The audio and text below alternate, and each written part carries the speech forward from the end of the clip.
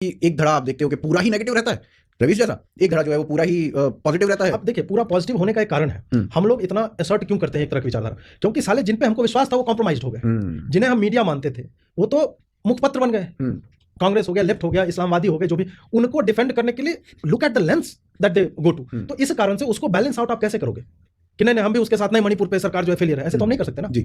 हम मणिपुर के बारे में जानना चाहेंगे क्या हुआ, कैसे हुआ, उसके बाद हम एक इन्फॉर्म्ड ओपिनियन देंगे। And we won't shy away from the fact कि अगर एनजीओ भी ऐसा कर रही है, what the hell were the state and central governments doing. हम तो ये बोलेंगे, हम दो लाइन इस पे अवश्य बोलेंगे। उधर वाला क्या, साला टेररिस्ट बम मार दिया लोगों को, बोलेगा नहीं वो बचपन में जो है बुरहान वानी को उठक बैठक कर्नल ने करवा दी थी, इसके कारण। बोले वाह भाई, साला पूरा जीवन कान पकड़ के उठक बैठक करने में बीता, और हम तो लिखाई पढ़ाई कर रहे हैं, हमने तो AK-47 नहीं उठाई कभी। बुरहान वानी ही क्यों उठा लेता है और तुम उसको डिफेंड करने लगते हो? जब इतना स्लैंटेड एक नैरेटिव होगा तो दूसरे को बैलेंस आउट करने के लिए उतना ही विशेष या फिर उतना ही एक तरफा होना पड़ता है। ये हमारी व्यवस्था है कि जिन लोगों ने अपनी आत्मा गिरवी रख दी, कलम बेच दी, जिन्हें हम एडमायर किया करते थे एक समय में, Vir Sanghvi, Karan Thapar, Ravish Kumar in the latter stages, और इस तरह के जो नाम थे, इनके एडिटोरियल्स यार पढ़ा करते थे, बफर कर करके इनके वीडियो देखते थे, और फिर हमने देखा कि ये तो साले एकदम बिक गए साले।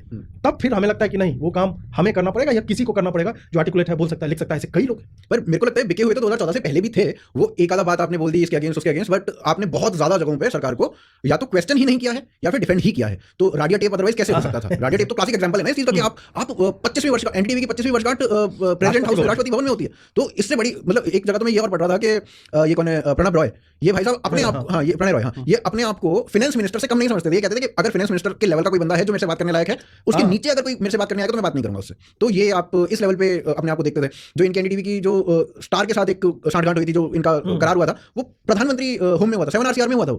तो ये जब इस लेवल, अभी बता दो ना कौन सा मीडिया हाउस है जो प्रेसिडेंट हाउस में, अभी तो साला सूत्र वाला सिस्टम ही खत्म हो गया। जो सत्ता के गलियारों में दलाल जो घूमते रहते थे, जो राजनीति की नब्ज पकड़ा करते थे और सबसे तेज और सबसे पहले सबसे ऑथेंटिक एक्सक्लूसिव खबरें दिया करते थे, आज देखिए सबका करियर चौपट हो गया।